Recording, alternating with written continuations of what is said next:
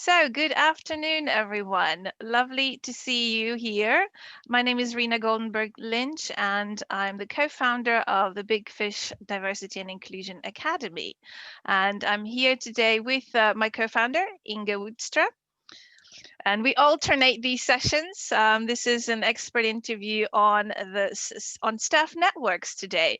So today I will be running the interview with our guest Cherron Inko-Tariah. Hello, Cherron. And Adam Dinwoodie, and I'll Hi. introduce them properly, or they will introduce themselves properly in only just a few minutes. Just a few housekeeping matters and to introduce you a little bit more to the Big Fish Academy. Inge and I we launched the Big Fish Academy officially last November, prior to which Inge has worked and continues to work as a gender diversity and gender intelligence consultant.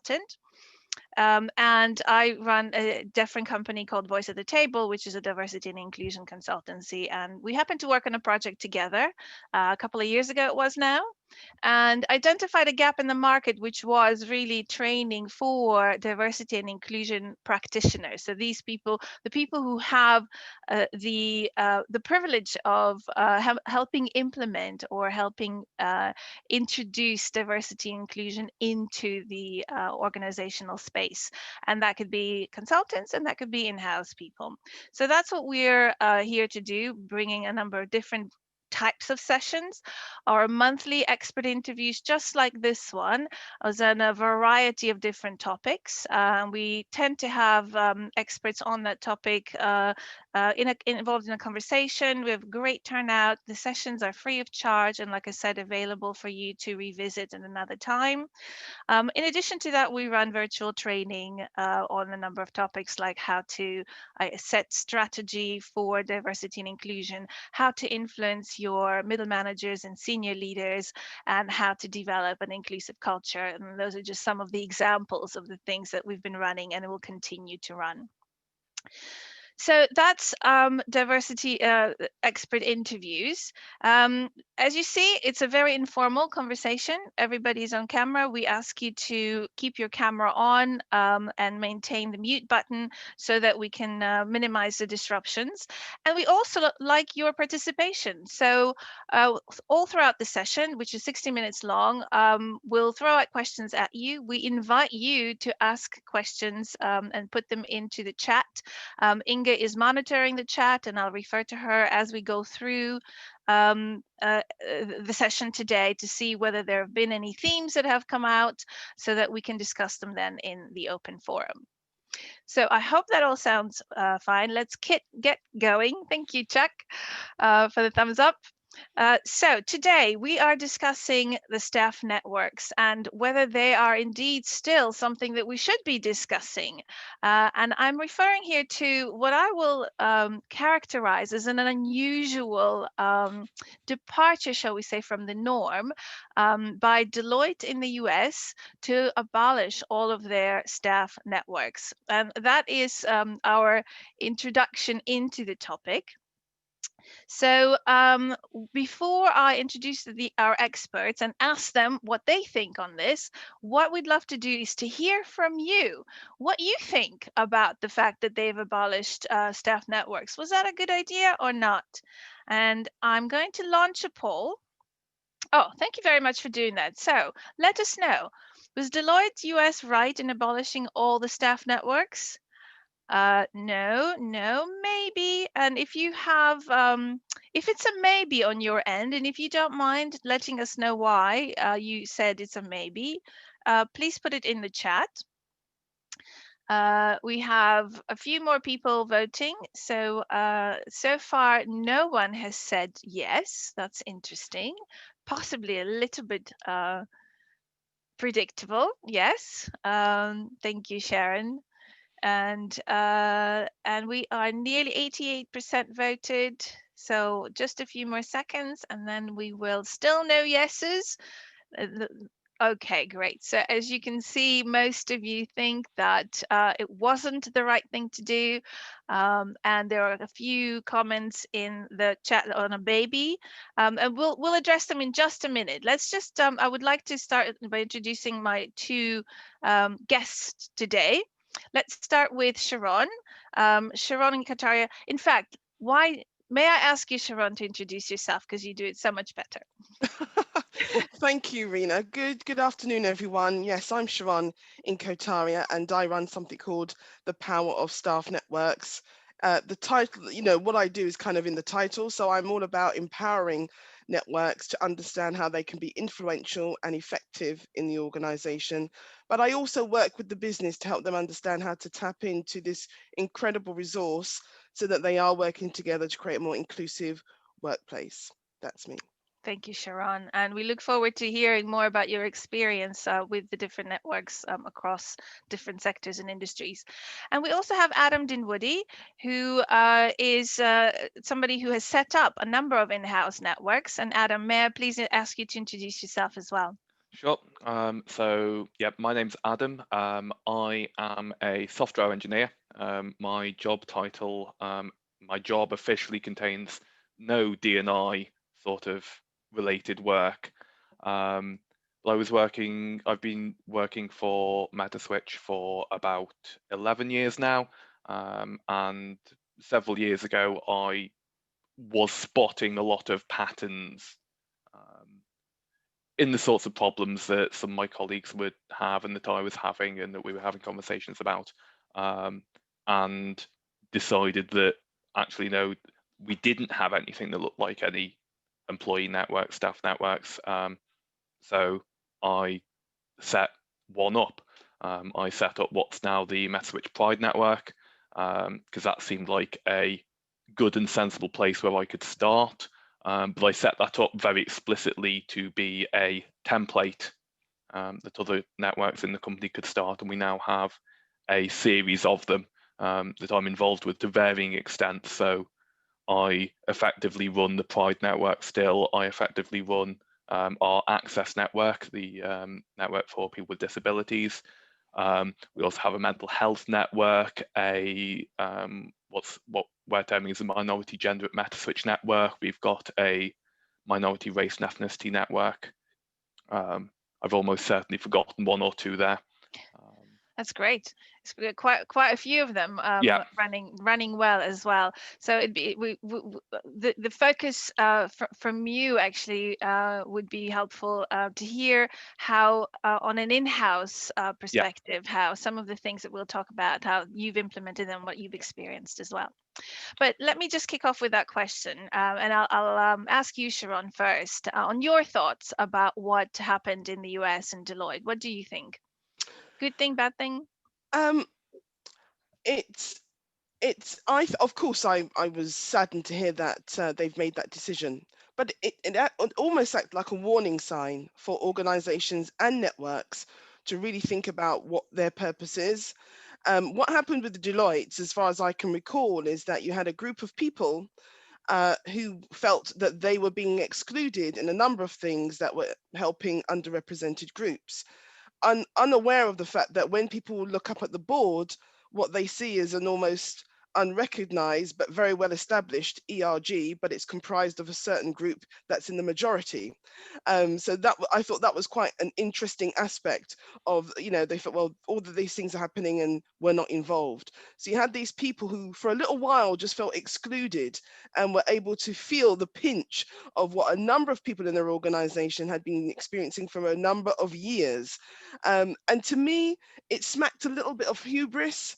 I just felt really, because you see that people are being, they're advancing or they're making progress or they're having a voice, there was this assumption that they were being squeezed out and their voice was being diminished.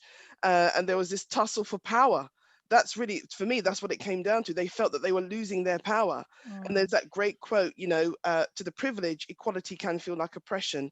And I feel that really does sum up what was happening with Deloitte in the US. in my personal Yeah. opinion. So it's a particular set of circumstances there that you wouldn't necessarily want to reproduce anywhere else unless you had to. It was a reaction to perhaps what was happening there. Yeah.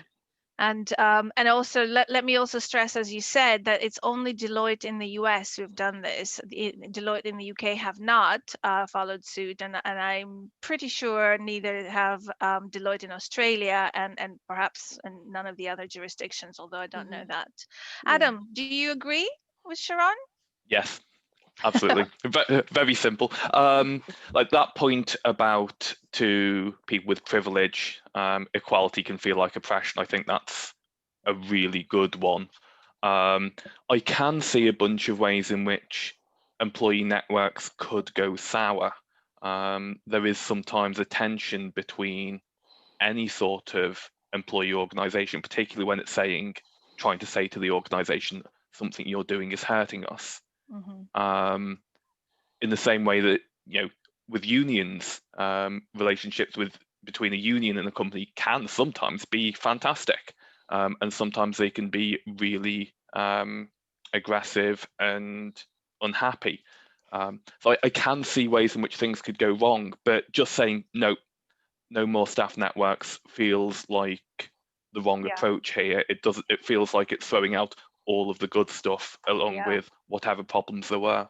Yeah. It's a little bit reminiscent of the decision that Yahoo took to discontinue working from home because it wasn't working. So they've introduced one solution a few years back, that was.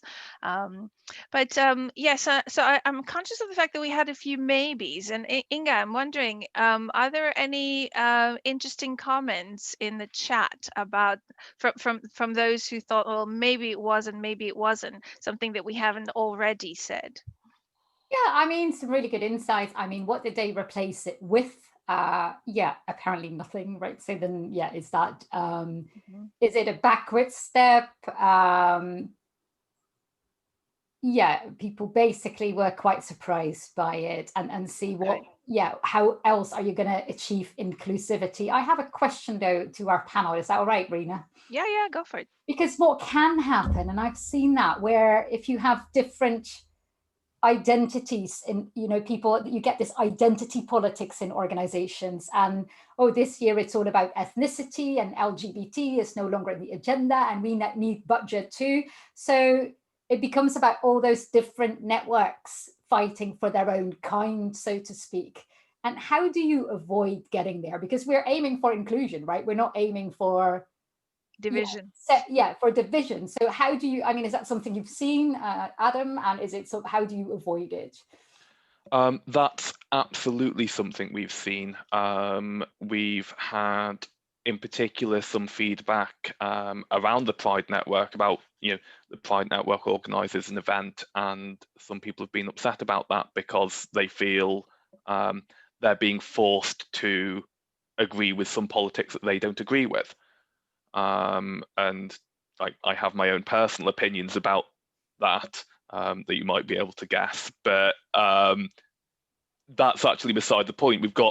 We're trying to do this inclusive thing that's making some other people feel excluded, which is very much not the goal. The key thing we've been doing is actually making a point of listening to those opinions when we get them and having open dialogues. So we've had, some of the feedback we had was, we're organising all of these events for these networks. What are we doing for the people who aren't in networks? And we were doing things, but people didn't feel like weren't aware of it. So we've put more effort into sort of publicising, okay, here's a bunch of events, here's a bunch of events, here's a bunch of events, and making that really public within the company. But I feel like it is fundamentally all about dialogue, and making sure that people feel listened to and that their concerns are taken seriously. And I think you were also perhaps a little bit referencing the wider structure and maybe the boundaries between what the networks ought to be doing versus what the organization and the D&I team or leaders should be looking at. And I wanted to come back to that and ask you, Cherron, what is or are the different purposes of staff networks? You know, we obviously have some of the obvious ones, but what are they, and is there like maybe a life cycle or a maturity when that changes, that purpose changes or evolves? Yeah, so I mean, networks are set up for all sorts of reasons, and you know, I know people have got different names depending on the stage of which they believe that particular group reaches.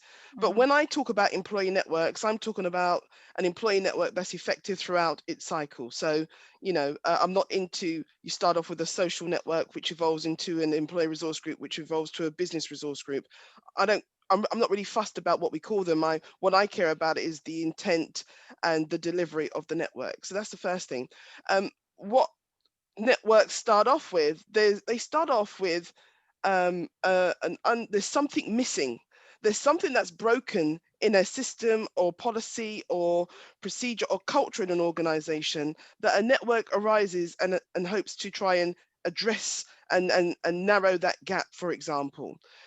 How they do that can depend. So for example, you've got some that start off with you know, they're quite they're advocates, so they're a voice. They create a space where people can share, and they be a voice articulating some of the concerns from their members to the organizations. Then on the other side of the spectrum, you've got some that are quite they're like almost like activists, and that's the danger with activists. It can be a positive thing, but if it becomes exclusive and if they become quite adversarial and confrontational, it actually defeats the purpose because people switch off and they don't want to support that. So the effective networks are able to bridge between, they're able to find the balance between those two ends of the spectrum and really think about how can we advocate, but also really provide that critical challenge to the organization. And that does take time, and it takes skill, and it does take capability. So when we talk about the maturity of a network, so, you know, some networks start off with a very foundation. They're very foundational, small group of people coming together, supporting each other, as I say, meeting in the basement at lunchtime with warm coffee or whatever. So you have those, but then you have those who are saying, actually, we need to step it up a little bit. And that's when they start to think more about their structure, how they're organized, what their purpose is the purpose aligned with the organization? How do we start to measure our impact? And then it evolves again into, right, how are we contributing to the engagement scores? How does what we do actually have a meaningful impact in the business, and how can we show that? Are we making money for the business? Are we saving money? So there's almost a confidence that builds with networks as they start to understand their purpose. They are getting some recognition both internally and externally, and they're also seen as a trusted resource. That's not the same for every network, but I'm saying in terms of a maturity, in terms of measuring their impact and really being seen as a trusted resource, those are the type of things that networks start to acquire over time. I've given you a really quick, there's lots of models that we could follow, but that's a really overview to help us understand how some of those different start to demonstrate and manifest. Yeah, and thank you for that. And we are going to talk a little bit about how to measure and show success in just a little bit. Just back to Adam. What would you say, Adam, is the most dominant purpose of your network or your networks? And it varies a lot from network to network. So, for example, our mental health network puts a lot of time and energy into members supporting members.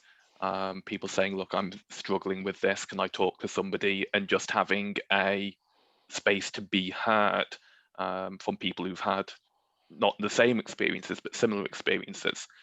Our minority gender network does a lot of what probably counts as activism. They've been doing a lot of the language that you're using here, like when you're referring to everyone in your team as guys, particularly in the tech sector where you've probably only got maybe one woman in a team of 5 other men. That's actually kind of exclusionary and we don't like that. The Access Network does a fair bit of, and indeed the Pride Network, often does a bunch of sort of mediation between people in the network who aren't comfortable with something, but aren't necessarily also comfortable saying to their manager or HR, I'm not happy here, there's something not quite right. So people with more experience or more confidence, or just who aren't so personally involved, Yeah. come along So they and say, actually, sorry, they step into the shoes of almost like a support and almost like a works council or a trade union yeah, sometimes, exactly. in that role. Okay. And one of the comments that has come up just as you were talking is about the fact that obviously all these networks are run by volunteers. And I want to talk about that a little bit. And Cherron, I know you had a great story in how you got interested in working with networks. And I wonder if you could share that, and then we can talk about how do you engage and continue to maintain, to engage volunteers, because everything that you do is on top of your day job, really. Yeah, sure. So I was sharing with Rena another point that this is a time when I had never even heard of this concept called staff networks, and my D&I colleague approached me and said that she would like me to chair a network for Black and Asian and minority ethnic staff. And I said, well, I'm quite enjoying my role as a HR manager, thanks. So, but I'm okay. And she was, oh no, you would do this in addition to that. I was like, no, that doesn't work for me. I'm sorry. Bye. Find someone else. Find some other sucker. And she just said, she sat down and explained. This was going on for a little while, and I just thought, hold on a second. So you want me to do this? Oh, am I getting some extra money for this? No. Oh, do I have time off to do this? No. So you want me to find more time in addition to my busy priorities as an HR manager to run a network with no pay and no recognition? No, that's not sending it for me. And after a while, she did, persuade me that this was about, a greater force for good, blah, da, da, da, da, all of that stuff. So I did eventually, reluctantly, accept this role. And just even as I articulate that, that's the scenario for people today still. And this was quite a few years ago. And I know it's hard, and I'm a real passionate advocate for networks, but at the same time, I do say to networks, I do say to organizations, this expecting people to volunteer constantly on top of other stuff, something's got to give. We have to understand, if we're serious, if we really believe that networks offer all these wonderful benefits, if we really understand their true value, then we need to look at how we are working with them in a different way. And one of the things I was clear about is, well, I want this to be part of my objectives. I want to be measured in some way to show how I'm spending my time on this thing. Otherwise, I'm just sacrificing all my spare time to help the organization achieve and look good, and I'm not getting anything in return. And I'm not saying that's the driver for it, but there does need to be some recognition for the hard work that people who do step up to lead networks are doing. So that's and it's really strange, because that's how I started, and here I am today, and I still push that. Well, what's in it for the networks? What's in it for them? So I'm always still pushing that. So that's great. Lots That's of people nodding there and writing in the chat. This is a really pain point, right? How can it be that we're, Sam writes, how can it be that people are asked to do this voluntarily? Would you ask a health and safety manager to do that next to their role without a budget? It's just somehow, and then women, don't also have additional responsibilities outside of work, often more than men, so especially for women's networks, someone brings up this may be even more of an issue. So there is a real and all these people nodding, we all recognize this. But and the thing is, we would not ask in any other sphere of work, this would not be expected. In every other sphere of work, we would not expect people to just step up and take on even more work and do all of this stuff for no recognition or additional pay or anything like that. So Yeah, not to mention, I certainly have heard where not only are companies asking people to do this voluntarily, they're actually putting obstacles in their way and trying to run a successful organization. So I want to ask our audience also if you can suggest ways in which you motivate and engage volunteers. Please share in the chat. And Adam, what do you do to keep everybody going? Cake. Cake. So Yeah. one of the things that we've sort of just hinted at, but I think I want to pull out explicitly, the burden for running these things isn't falling on the white, straight, male senior management for the vast majority of the time. It's falling on the people who these networks are supposed to be supporting, is falling on the people who are already minorities or minoritized, who already have less power. Now we're asking them to do something else as well. Yes. Without any resource. Very good point. Very good point. The key thing that I did, and I'm not sure this is a good idea, but I was in a position where I'd been working at Metaswitch for years. I had a lot of technical expertise. I was fundamentally able to say, this is something that's important to me. This is something that I'm doing. I'm going to be spending, half a day a week, half a day a fortnight on it. And basically tell my managers, this is what I'm doing. If you don't like it, then tough. I don't think that's a good idea. I don't think it's something that my company would likes. I'd have much rather been able to have a negotiation about it. I'd have much rather my company be able to say, we need people to do this. This is clearly valuable. We will give you time and resources. And we're now in a position where that happens. We're now in a position where not many, but a small handful of my colleagues, including myself, have time devoted to running networks or running other D&I work. It's part of their annual appraisals. It's not their main job, but it is something that they're assessed on as part of their contribution to the wider company. That's great. Yeah. I think that's really key if companies want to. Yeah. If companies think this is important, act like it's important. That's it. Yeah, and it's just like when we review CVs and look for that extra contribution outside your job to see if people are going over and above the call to action to do more.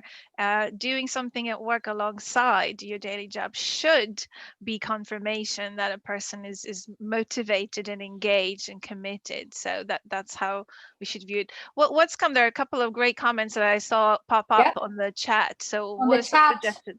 Rewards can be access to training, taking someone to a conference, access to senior people, the personal development. So if things like where you learn to be a good presenter, for instance, so some people get that out of it. And then other people talk about objectives and having this as part of, so where it's a bit more mature, this becomes part of your personal objectives, and you're actually then in your annual review valued for it as much as you do for other things. Yeah, great.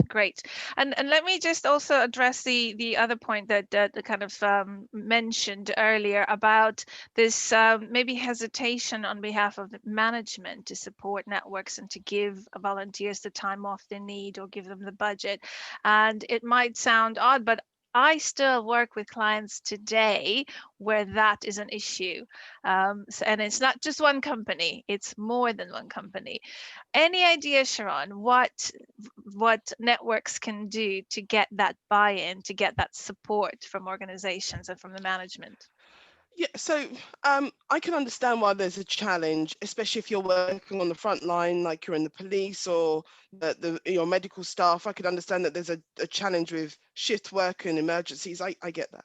However, I actually don't think it's for the networks to try and get that buy-in. I think it's for the networks champion, and it's for the top of the office to actually be endorsing the importance of why networks and those who are leading them need that time to actually deliver on this. So networks can only do so much, in this space, but that's where you bring your champion and your sponsor who's at that level, that board level, to have a word with colleagues and almost really encourage them.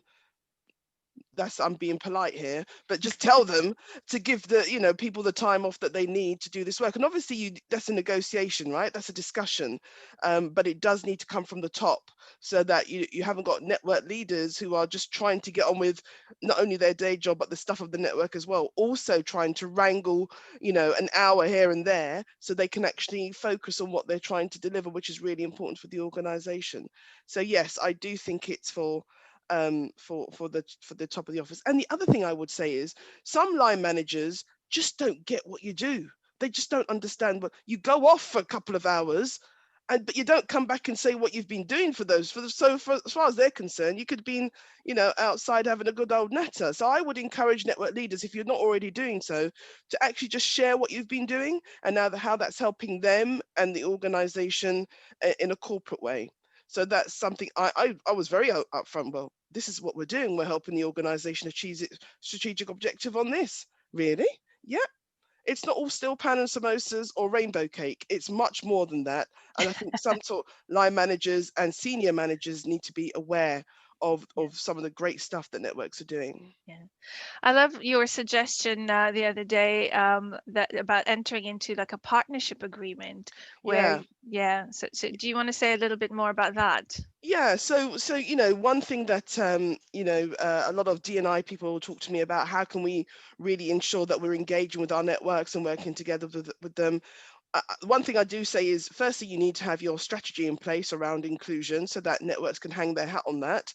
And then secondly, building from that is having some sort of partnership agreement, concordat, call it what you will, but something that sets out how what you're expecting from networks, how you're going to support them, whether that's investing in their capability as leaders, whether that's giving them the time off, all the things that's going to be in place, that kind of network handbook that anyone who steps up, they get a copy, their line manager get a copy, and it just really sets it out nice and clear. And I've done that. I did that in my organization, and I've helped other people do that, and it becomes very obvious and open and transparent what's expected of networks and what's expected of those who are managing people involved in networks as well.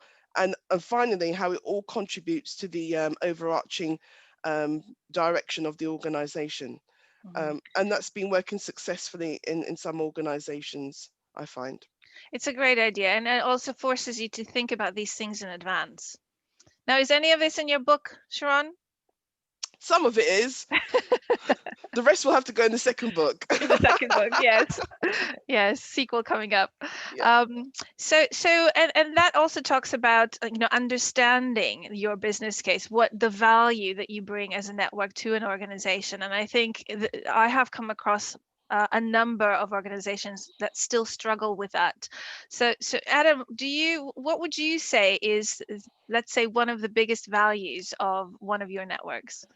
So one of the problems that I see again and again and again with individual employees is what I tend to refer to as an assumption of bad faith. And the example I gave about when we were talking about this before is if you've got a team of, say, 5 men and 1 woman, and you're arranging a social event, and the manager tells the woman to do all the logistics and organization for that social event. Like that always sounds like you've got the sexist stereotyping going on. But actually, 1 time in 6 on a perfectly fair rota, that's just going to happen. But that 1 time in 6, it's still going to look like sexist stereotyping. And there are lots of cases like that where actually everything's legitimate and above board. There's nothing unfair going on, but it feels like there is. And when you're exposed to sexism or racism or homophobia or transphobia on such a constant basis that a lot of minoritized groups experience, when they experience something that actually isn't, it can still feel like it. So one of the things that I think a lot of our networks are doing really valuably is being able to have somebody who's been around at the company for a bit longer, who knows how things work, who can say, I can see why that feels awful, but actually it's reasonable for these reasons. Or, I can see why that feels awful. Genuinely, it looks like the company's gone wrong here. Here's what we can do about it. But having somebody who can step back and say that, who is trusted by that employee because it's coming from a more experienced peer rather than HR or management who are inherently not being trusted about this. Yeah. I've seen this a lot in particular with people with disabilities or health problems, about the term's just gone, health assessments, workplace health assessments, where HR have said to them, we need to do a workplace health assessment, and they've experienced that as clearly they're trying to manage me out the company, or clearly this is punishment for kicking up a fuss, and genuinely the company's trying to help and is following best practice. But because they're scared, they don't understand that, and because they're suspicious, they don't trust when the HR or the management line says, no, this is fine, this is legitimate, this is actually genuinely in your best interest. But when somebody else in the network says, no, this is fine, this is legitimate, this is in your best interest, they can actually hear that. And that is actually a very good and probably not a well-known reason for networks to exist, or not necessarily perhaps something that drives the setup of a network, but it's very, very important. So how do you then communicate that value to your managers, to the company beyond the network?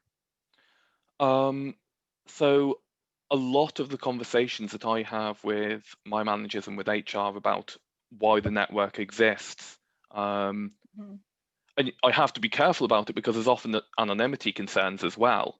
But I can say I wasn't at my desk for 2 hours because I've just been mediating a difficult conversation between a different employee and their manager. I can't give you details, but if you really want them, you can go and talk to HR, who can say, yes, that happened.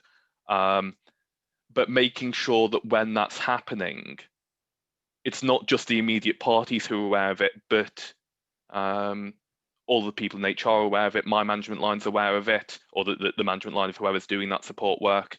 And just making sure that there's lots of dialogue going on, there's lots of information being passed around. So everyone's thinking about it.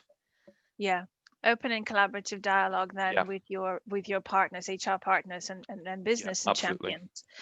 Inga, anything in the chat around that, or anything else that's coming up? Going back a little bit, Chuck mentioned you're going to be careful with involving senior leaders. Great idea, but also what is their motivation? Are they there for their own agenda, the business agenda? Have they forgot about their CEO role and driving a personal career, which I have seen? So I'm sort of taking your point here in a personal example, Chuck, which I have seen where this person took it into their personal career, which may not necessarily be as helpful to the network. So just to be aware of that. So someone else mentioning, this is all great. You have when you have a more mature network, but when you're just starting, how do you get any support for that? And I think that is a great question. When you're just getting your first group of people together, how do you then get some organizational support, or is that too early? Let's put that question to Cherron. I can relate to that. It's really it's a tough one, and I think one of the networks I got involved in, let's just say it needed CPR, and what I found was that the members was just really apathetic. And the network had a poor reputation, so nobody wanted to back it anyway. And so what we had to do as a team, as a core team, was just to really think about what are the pinch points at this time affecting people, and how can we go in there and help them, so that they could start to talk about the benefit that they've received. So you're right, we didn't get that support from from management at all. And so we had to ask ourselves a really tough question. If we're not getting support from management, are we still going to go ahead and do this? You know, and that's really tough because you're thinking about, okay, I need to find the time, I need to make the sacrifice, I need to do this and this and this. And fortunately, a group of us said, yeah, let's do this. And so we were really, you know, sly with how we did things. You know, I say sly like I was really breaking the rules, but I wasn't. I just meant we were quite imaginative of how we utilized our time, shall we say. And so we were able to get some wins under our belt and said, well, if you found this helpful, tell someone else. And so we just used the small group that we supported and asked them, encouraged them to share the work about the network. And as it, you know, eventually it started to build and we started to be able to have some things under our belt that we could then go to management and say, well, look, you didn't even know this was happening, but here's the problem and here's how we've solved it and here's what we would like to do, but we need X, Y, and Z to help us do it. So we had to go about it in a roundabout way in order to get what we wanted. Am I saying that's the right thing or the best way or that you should be doing that? Of course not. But that's what we had to do in order to get what we needed at that time. I'm hoping people don't have to still go through that, but looking by some of the comments, I imagine that still is a challenge for some networks. So it is a bit of a chicken and egg, to quote the comment. Yeah. And that's a great example of how people can make things happen from a very small group and grow it. I know in other situations where a group of people got together, and the first thing most networks do is put on events. But that is actually a really easy way to show that whatever they are hoping to offer is popular, and that there is a gap in the organization for things like that, for that support. And it might be just one of the first steps that you take as a network is organize a few, you know, lunch and learns or whatever it is, guest speakers, even internal speakers, not just external ones. And the more people come to those events, the more you have something to show that you are bringing value to those people. Obviously, you're filling at the very least a gap, if not adding more value to it. I know what you're going to say, Cherron, but I'll let you say it. What am I going to say, Rena? What am I going to say? Event fatigue. Well, yeah, so I'm not against events. People, please do not, I'm not saying I'm against events, but if you are going to spend a lot of time organizing these lunch and learns or getting guest speakers, please, please, please evaluate. Get the matrix, get the data to demonstrate not just the output of the event, but the outcome of the event. I cannot emphasize that even, you know, I've met some networks who are the first class event organizers. They are first class. But when you ask them, well, what was the impact of that? Well, I don't know, but the wine was really good. So I'm not against events, please. I'm not anti-events. I think they're a great way to network and promote the network. But do so with a purpose is all I'm saying. Okay, so that's it. I'll get off my soapbox with that. No, it's a good point. And I think it also is a good segue to the point around measuring your success and your impact, because that is more ammunition to show that you are adding value above and beyond your day job. Bingo. Yes. So how can you measure success? And Inga, I see your hand, but but that's it. I'll come in later. Go on about measurements. Yeah, I mean, also to the audience, how do you measure your network success and then showcase it? And Adam, how do you do it? What is your measure of success? So Metaswitch, as of up until a few months ago, was a company of about 800 people. And that's not small, but it's also kind of hard to sort of do any sort of detailed statistical analysis that will show anything significant. I say as of a few months ago because we recently acquired by Microsoft. We haven't done much integration there, but I know they do a lot more data analysis because they've got a lot more data to analyze. I'm looking forward to seeing what comes out of that. I should say now, I meant to say at the start, I am speaking here as me. I do not represent my company. My opinion's not necessarily theirs, etc. On the record now. Yeah, the key thing that I found really useful is not so much statistics, but stories. Mm. Being able to talk about, I helped this one person with this specific problem, or I wasn't able to help this one person with this specific problem, but it's clearly related to their experience as a minority or as a minoritized group, a member of a minoritized group. And stories are really powerful. Where humans, the people you're talking to are humans, and just being able to tell a story about what happened and how it impacted you, how it impacted them, how it impacted the company. Yeah. The employees we lost or the employees that we kept because of the work that networks are doing is incredibly powerful, even if there's only one or two of them. Yeah. And Chuck also has an example, Rena. Shall we ask? Yeah. Oh yeah, Chuck, go ahead. I led diversity for a military consulting firm in Washington, D.C. prior to coming to Europe. And to Cherron's point, one of our networks came to us and said, we want to do an event, but we need $25,000 to host this event. And they wanted to hire a very nice venue, they wanted just to be social. And I'm like, look, we've got a partner that we don't leverage enough that has event space. Contact them and see if we can use their space, because it was a nonprofit that supported their community. We would never recruit from clients, but encourage other organizations to send their people. And if they have a friend that's looking for a job, ask them to come along, and they staffed that venue and event with a couple of recruiters to answer questions. We ended up hiring 2 people that we met at the event that had top security clearances, and recruitment went through and said that saved us about $100,000 in security fees. They were able to deliver the event using the partner site for less than $5,000. Recruitment was willing to sponsor those social events on a quarterly basis from then until eternity. And so, like Cherron said, do you link it to the business? Because I think a lot of times people, they were like, if you don't support us with the $25,000 investment, then you're not really there for us. I'm like, no, I'm not throwing money out for no reason. Yeah. It's a very good point, Chuck, and it talks also about being clever about how you do things and partnering, using. So I find there's so many resources in internally, especially if you've the privilege of working for larger organizations where there are a number of different networks. You can combine resources, you can run events together, you can sometimes because sometimes the purposes are very aligned, so it just makes perfect sense to do that. Let me, Inga, anything from the chat beyond that?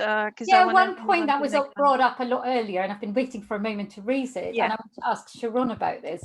I mean, not all networks are voluntary, right? So someone mentioned some are set up by the top, so they end up having quite a different purpose. Is that something you've got experience with, and what kind of issues do they come up against? Is that to me? Sorry. Yeah. Yeah. So you're right. Yeah, some are set up slightly differently, and some people are actually in a paid role where they are part of their role is actually to do that. While I love the fact that it's organized and it's taken seriously and it's part and parcel of the structure, sometimes it does lose its its autonomy or its ability to be more grassroots led a little bit, because it's so focused on the strategic aims and objectives of the organization, and that is important. But some of the magic that happens with networks is when you're just getting people from all across different parts of the business coming together, and they're all in this innovative hub coming up with ideas and sharing experiences. So sometimes that is lost a little bit because they're so focused on what the organization wants. I'm not saying that's across the piece, but that's just some of the observations I've seen. And so when I'm sharing some of the things that networks have just done off their own backs and off the ground, they're like, oh wow, we didn't really think of it like that. So while they're there to set up to articulate from the ground up, sometimes they lose the ability to do that because of their focus. Again, that's not a blanket answer for all of them, but those are just some of my observations. So there's pros and cons for both, I guess. And a great example of that was, as you mentioned to me on a previous occasion, what happened during lockdown. So the networks were much quicker and much better at communicating with their members. Yeah. During lockdown, there was some, it was a terrible time, of course. We're still going through various elements of of lockdown and restrictions. But I saw some really fun, wonderful rays of sunshine. I saw networks just really step up and just doing what they do by reaching out to members, say, look, hey, are you okay? Do you know what's happening?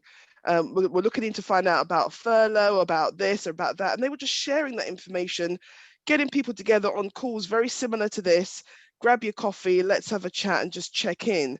And so they were really very quick to mobilize and galvanize their members and just find out what was going on and feeding that information to the business.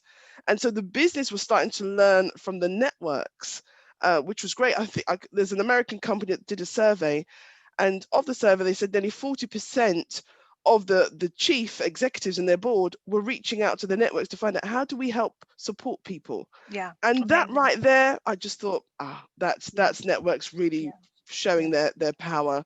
So it was a great thing to see. So, yeah. And that actually is also a great transition to the next topic, around the future of staff networks. Particularly, I mean, we started talking about networks in the virtual world, our new virtual reality. Adam, how do you run your network now? What do you do? How's it going? When we first set up one of the very first network at my company and set up the template that pretty much all the others have followed, we started with Slack. We were organizing through Slack. We were talking through Slack, and there were a bunch of reasons for that. One was we wanted to make sure that people had anonymity if they needed it, and setting up a separate Slack workspace meant that we could do that completely out of the box. And it also meant that, we've got people in different offices around the UK and around the world, and it meant that they could join us. So when we switched to everyone working from home, actually, for the most part, it was business as usual for us. We were already used to doing most of our communication through Slack, and yes, we'd occasionally have in-person meetups, but even at the in-person meetups, we generally have a video conference set up so that people in other offices could join and dial in. So now we just have everyone dialing in rather than some people dialing in. Oh, fantastic. So it was an easy transition for you in your organization. What has other people's experience been in terms of transferring to a more virtual world? And while we get some answers on that, I also, given the time, I want to ask Cherron, what do you think is the future of networks? Is there going to be, are we going to continue to thrive in a organization with lots and lots of different networks, or is it going to go perhaps the way that Deloitte has gone in the US? What are your thoughts on that? Well, my real hope is that we don't need networks in the future to act in the way they are now. So we don't need these groups of people helping the organization to understand what it means to be truly inclusive. I'm hoping that will happen. That's my hope. That's my utopia.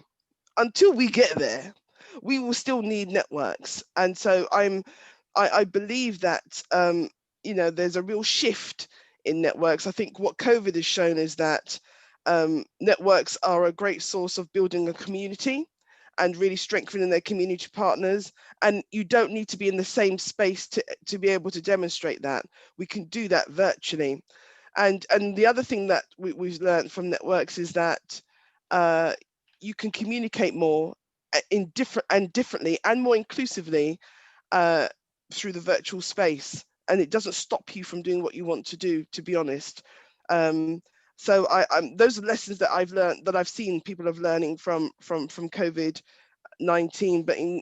But even once we get through this, and I really do hope we do, I think the key for networks is to really be more confident and to really understand that they have a position in the business and that they have real power and influence. I think sometimes when we think a lot about the benefits that networks bring, but we need to pause and say, if we stop doing what we did, what would be the impact on the business? And if we start to articulate some of those with the statistics to go with it, that can also help organizations understand how much money you are saving them, and the reputation that you're promoting as well, because nobody wants to work for an organization where there's presenteeism, where there's high employment tribunal rates, where people are leaving badly, and nobody wants to work there. Nobody wants that. So networks help to stop a lot of that, and we need to be shouting about that more, I think. Yeah. Thank you for that. We're almost out of time. Inge, just very quickly, anything on the chat about some ideas on the future and how we can continue to thrive in a virtual world as a network?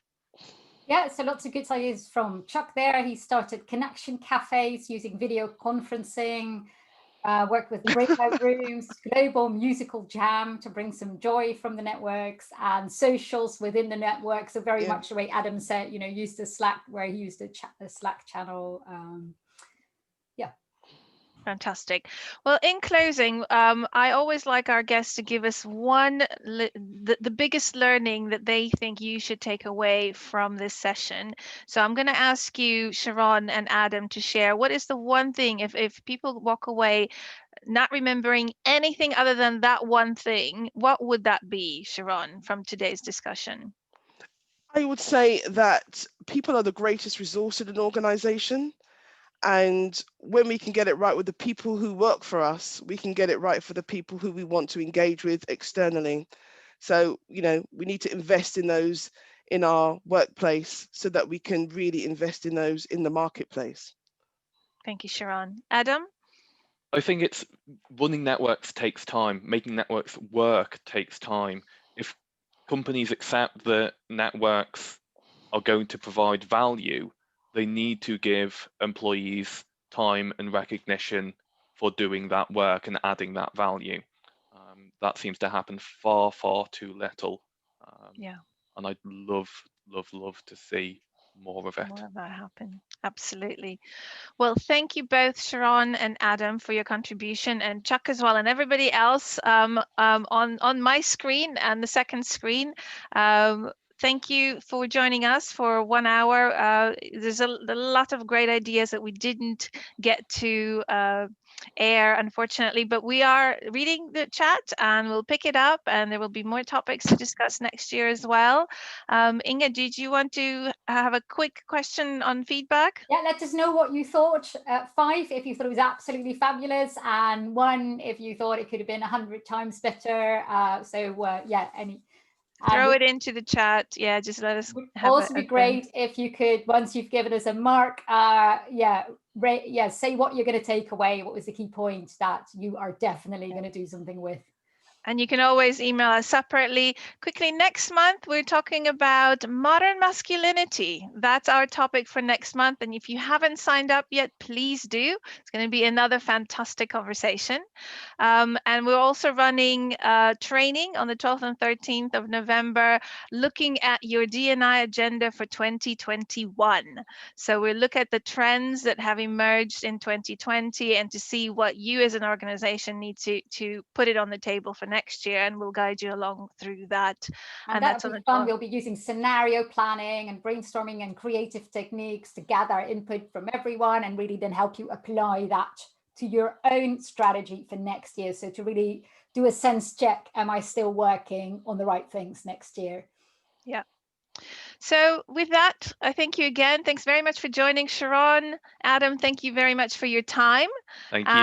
And we will send out your details as well if people have questions or want to follow up or get a copy of your book, Cherron, so people can get in touch.